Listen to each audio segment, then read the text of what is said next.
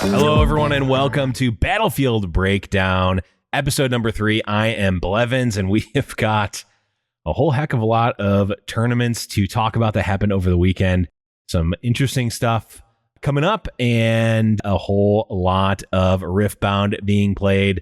Before we do that, liking, commenting, and subscribing to the channel. That is the best way to stay up to date with Battlefield Breakdown and all the other awesome shows we're doing here on Turn'em Sideways. So we've got a lot of cool stuff in the mix and upcoming, including, and this is a first timer here. If you are a fan of Riftbound tournaments, if you're a fan of tournaments that perhaps myself have been a part of before, if perhaps you're a fan of tournaments that Casanova has been a part of before, then you are going to want to stay tuned. Because on September 6th, we are going to be having the Turn'em Sideways Fight Nights starting. Yes, this is a little teaser. I don't have all the details yet, but we're going to be doing an 8-player double elimination bracket to see who the best players in Riftbound are here. So make sure you are staying tuned. First fight night here on Turn'em Sideways. So I'm super excited for that. And I hope you are too. But let's jump in and talk about a little bit of news. We don't usually do news here on Battlefield Breakdown. That is for the winning point. But we've got some news here this week. If you've been paying attention at all to basically every chat that has to do with tournaments in Riftbound, you have seen the shenanigans that have been going on with TTS and other online platforms, and the ability to manipulate draws and the possibility of foul play and cheating. That has been happening, and I wanted to just talk about it a little bit. Of course, it has been shown that it is possible. Long story short, there's been investigations, and a lot of people have looked into it. There's really not been any evidence at all of foul play, but it is possible to manipulate draws and such with TTS and other online platforms. So moving forward, I think the community has to come together and figure out the best way to run online events, especially in the early days of Riftbound. Is very important when there is prizing on the line, and when the stakes are high, you really want competitive integrity to be at its highest, which is why I've proposed a new system that I have not heard anyone talk about yet, actually, for online events for Riftbound, and that is going to be the Yu-Gi-Oh! Dual Disc system. We're going back in time here. We're all busting out our dual discs. Sometimes my genius it's almost frightening. We're going to be playing our baited hooks and Kaisas on dual disc system. It's going to happen. I promise it's going to work. I think moving forward, especially before Riftbound is officially released and we're able to play with the real cards, it's going to be an interesting discussion moving forward for high stakes tournaments. I think events that are more of a closed entry, invite only for pride instead of high prizes, you can still run TTS if you know none of the players are going to be cheating.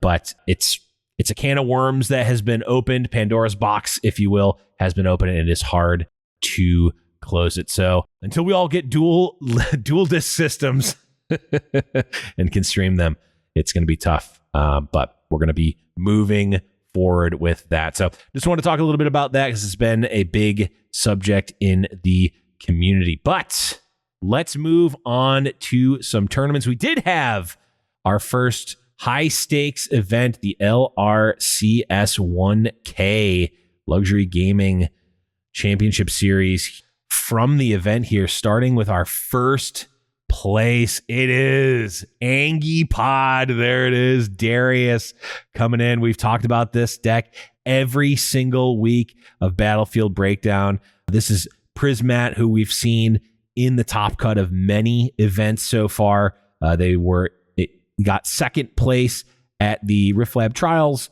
They've top aided at least a couple other events with a few different decks as well. So really a top player there, an old LOR player. If you've been following since LOR, you will recognize their name from their high-level card game player. There are a couple of interesting one-ofs here, the Noxus Hopeful and the Dangerous Duo, both being cards that are very powerful and that you can get with Baited Hook. And look, going for the full complement of Dravens here, really valuing that late game finisher, the ability to have just an absolutely massive unit that you can just play straight up. And of course, you can Baited Hook into very, very strong. And of course, the Seals plus Baited Hook plus Vanguard Captain into Spectral Matron is one of the strongest things that you can be doing. And we see it take the win here in the first Riftbound 1K. Let's take a look at second place here, the deck that Darius ended up beating in the finals. It is Sett by Kuvi. This is another player from LOR, high-level LOR player. Very familiar, has top aided multiple of the Riftbound events here. Quite standard Sett brawler list here. Not quite the same as some of the other lists that we've been seeing that has the 4-drop set.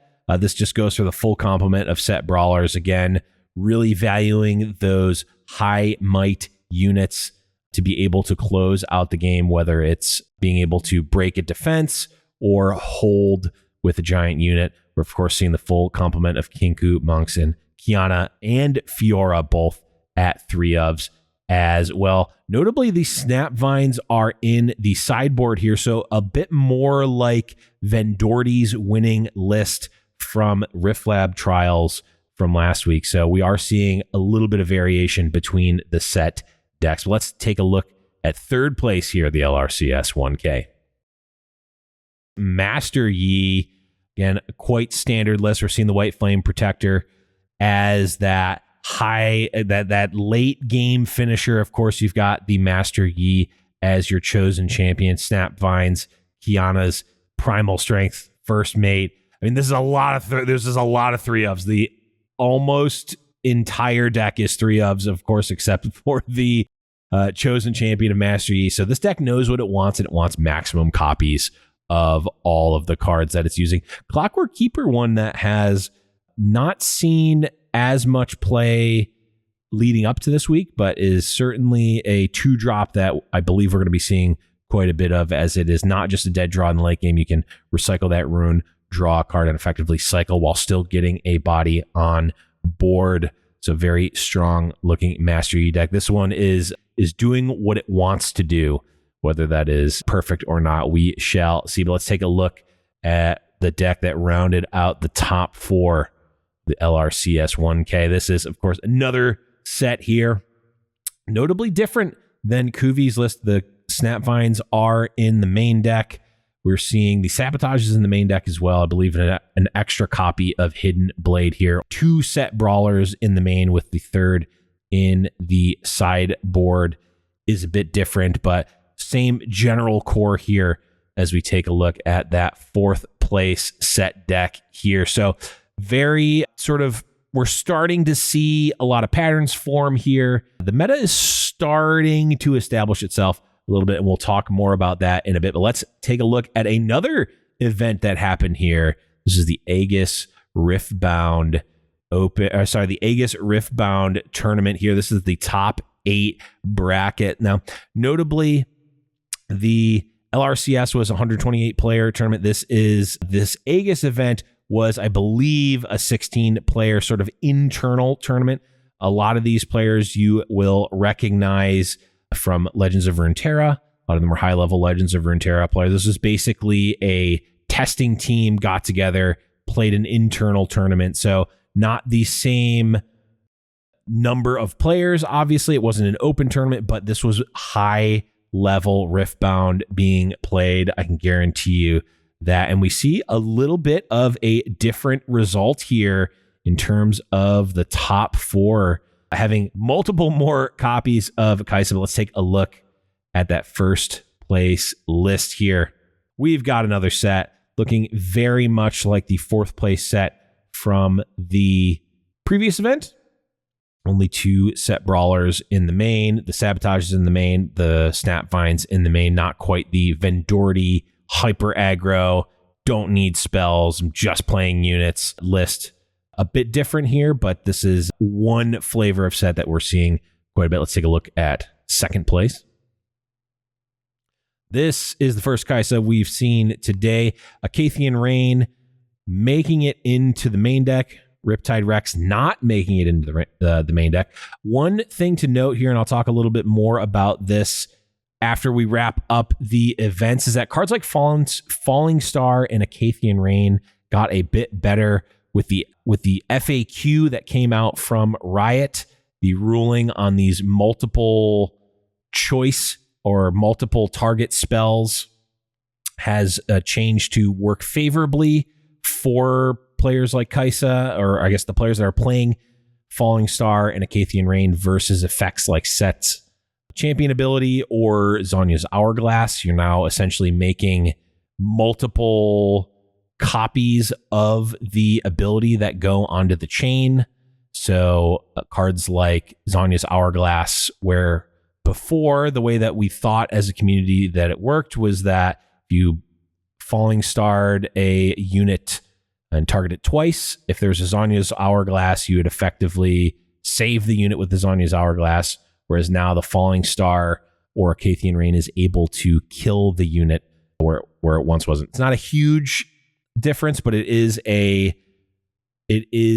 a relevant difference that is making these decks slightly more powerful against one of the most popular, two of the most popular decks in the format in Sett and Master Yi. But very standard Kai'Sa list here. Got another Kai'Sa. These lists really start to form out here and become a bit more standardized. A lot of I think the testing of 1 and 2 ofs is still happening, which is very interesting at the beginning of a format, but we're going to start to see the decks become more and more standardized as we get closer to bigger events. Notably here, we've got the Mundos in the sideboard, again, as that over-the-top gigantic might unit that can end a game. But let's take a look at the next deck here. And we've got our 4th place Darius deck, another Darius baited hook deck here to round out the top 4. Now, we're starting to see, we've already seen quite a few of the same decks, a little bit of overlap here. I think we're seeing the meta start to form, which is really great. But I do think that there's still a lot of variety and a lot of possibility still there. I mean, again, we've seen one really sort of high stakes event where people were very much incentivized to win the event and try to bring the best deck and play the best deck possible. On the one hand, that means that players are going to put the cards on the table, right? They're not going to necessarily hold back testing. They're going to try to win the event. On the other hand, they don't necessarily want to innovate super heavily if they think they can win with the stock standard list. So even when we start seeing some higher level events, when we start seeing regionals and such, don't get too down on yourself if you think that, you know, all we're seeing is Sett and Master Yi and Kai'Sa. I still think that there's a lot to be said about innovation when the real very high level tournaments start happening. So hold tight. There's still plenty of new Riftbound to be explored. Speaking of new Riftbound to be explored, we had our first 2v2 tournament happen over the weekend. This was the Riftbound Meta Weekly, which this weekend was 2v2. Now, unfortunately, the deck list for those events are not publicly announced by the tournament organizer. It's on the players to post their decks in the Discord. Unfortunately, only a couple of decks got posted for that. So I don't really know the results of that event. If anyone does have a little bit more insight, I'm happy to do an update in next week's episode. But it looked like it was mostly a 3-round event based on the public bracket. You know, some people played some 2v2. I'm very excited to see where 2v2 leads, whether that is strictly casual, whether there is a competitive element to it. I would love to see, a regional or a high level event that is 2v2. I think that will open up a new angle for people to play, a new angle for deck builders to brew decks. That's a really exciting thing to think for me. So I'm very excited to see that. And we saw the first event here. We do have a couple of decks that were posted in the Riftbound Meta Weekly, the Riftbound Meta Discord here. This is a 2v2 deck. And now, again, no sideboards here. This was a best of one event 2v2. So this was an Annie deck, was one of the two. As you can see here, a lot of interaction and spells there. And speaking of interaction and spells, we got Yasuo in here. A lot of movement. We're seeing full complements of Ride the Wind, flashes, gusts. I mean, all of the movement aspect seems a lot stronger in 2v2 when, of course, there are 3 battlefields that you are fighting over. When you've got more options, there's a lot more moving parts, literally, when you can move them around. So a champion like Yasuo is a lot more exciting in 2v2 than they at least have been so far in 1v1. So really cool. Kudos to Riftbound Meta and to everyone who played in that event. Very excited to see the future of 2v2 and how that ends up playing out. Now, last tournament that happened over the weekend, at least that I knew about, was the Rare Hunter IRL Tournament. This is an event that happens on Mondays and is an in-person tournament at an LGS. So really cool to see LGS's early adopters allowing players to, play with proxies and come in and just play the game. I looked at their event sheet. There's a demo portion of the game, a demo portion of the event before the event, there's demos that are happening so people that are at the store can be like, oh, what is this game? Oh, by the way, we're doing a demo. We can show you how to play Riftbound even before the game comes out, before the demo decks are actually released to stores. Really love to see that go-getter attitude from the LGSs and from the players that are there playing in these events. I believe there's about 20 players in this event. The top 4 for that one was Sett, Sett, and Darius. So again, more of what we've seen throughout this sort of week of events, but very interested and excited to see players playing in person, because once the cards actually come out, once we start getting organized play, that's what a lot of Battlefield Breakdown is going to be talking about, is big in-person events and locals and different meta games that are forming around in locals. It can be very, very interesting. A couple of thoughts on the week in regards to tournaments. I talked about it before.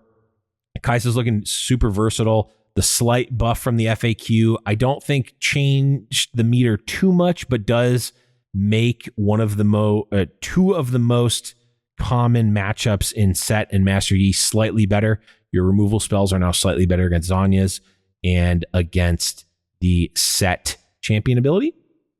So, cards like Falling Star are now creating those reflexive triggers that are better against those champions. That's, it's a corner case kind of, but it does, move the needle at least a few percentage points in favor of Kai'Sa. So I would not be surprised if we start seeing a little bit more Kai'Sa, a little bit less Sett, a little bit less Yi.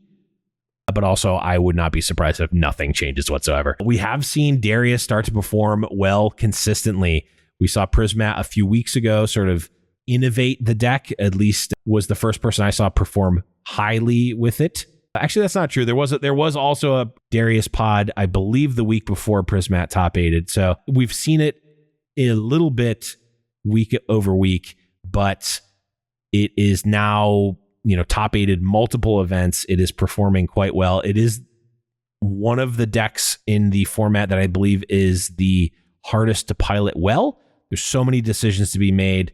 There's so many different options on every given turn, and the deck can have a very high ceiling, but it can also have a very low floor. So making the correct decision over and over and over again leads to better results, but making an incorrect decision can really punish you with that deck. So we're seeing skilled pilots like Prismat like some of the other players that are bringing this deck consistently, and they are seeing the results, which is really awesome to see.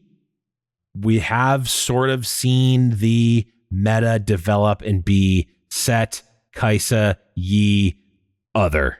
Darius is sort of at the top of that other now, but you can see Darius, you can see Ahri, Annie as sort of the like tier 1.5, tier 2, and then everything else is the other tier, basically. I mean, Volibear is in there, Teemo, kind of like they've had a couple of top 8s, but that is sort of where we sit with the meta right now. Again, do not say game's dead, meta's solved, why are we playing anymore? Game hasn't even come out. We've had one event that had any sort of real stakes to it. And again, once we start seeing regionals, once we start seeing these in-person events, once we start seeing more locals, once the game releases, there's going to be a massive influx of players. There's going to be a massive influx of players that are starting to look at tournaments for the first time. We're going to see a lot of innovation. We're going to see waves of innovation. We see this happen with almost every game release. The early adopters like yourself, like myself, are watching and looking at every single thing that's happening. And it looks stale to us if we are looking very, very closely every single week to week. But players come in with a new perspective. They bring other card game knowledge. They bring just a different understanding of the game. And even a little bit of change can have a ripple effect and change the meta in quite drastic ways. So definitely excited to see that happen. There's still room for rogue decks. We saw Teemo top 8 last week. We saw Misfortune top 8 before. There's still decks to be discovered. I do think that purple in general is still being slept on. I said it before. Purple is a top 3 color. It just has, like, Ride the Wind is just one of the best cards in the game. I'm putting my chips down on it. I think it's just so strong. It can do unique things that no other color has access to. And when that's the case, usually that's a recipe for success. So I'm really hoping we start seeing a little bit more experimentation with Chaos, but it also could be the case that there just needs to be a bigger card pool for that to really be worth it. But we'll see. We shall see. Last thing I want to talk about here before we get going here on Battlefield Breakdown is the fact that the Guangzhou Regional is happening in just a couple days here, as you can see from the Rune Battlegrounds official page here, which is, of course, the Chinese translation, or the Chinese name of the game. 3 days left to watch the Regional Open Guangzhou Station live broadcast preview. It's coming up in just a couple of days. I will certainly be tuning in as much as I possibly can to see the first high-level in-person Riot official events, right? This is very exciting. This is what we've all been waiting for. This is the first Chinese event. The few Chinese events that we've seen so far have been heavily Master Yi focused. I'm interested to see if that stays the case or if we're going to see some innovation here at these first events. But let me know what you think in the comments. What do you think is going to be the deck that wins the first regionals? Is the Riftbound meta solved? Is there still room for innovation? You know my opinion on it. I want to hear yours in the comments. Let me know. But that is going to be it for Battlefield Breakdown episode number 3. Again, stay tuned for tournaments that are going to be running here on Tournament Sideways. Make sure you're commenting, and subscribing here, because we've got other shows like The Winning Point. We've got Mo on here talking about stuff. We've got all sorts of great stuff here on Tournament Sideways already, and we've got plenty of stuff coming up. So thanks again for watching, and we'll see you on the next episode of Battlefield Breakdown.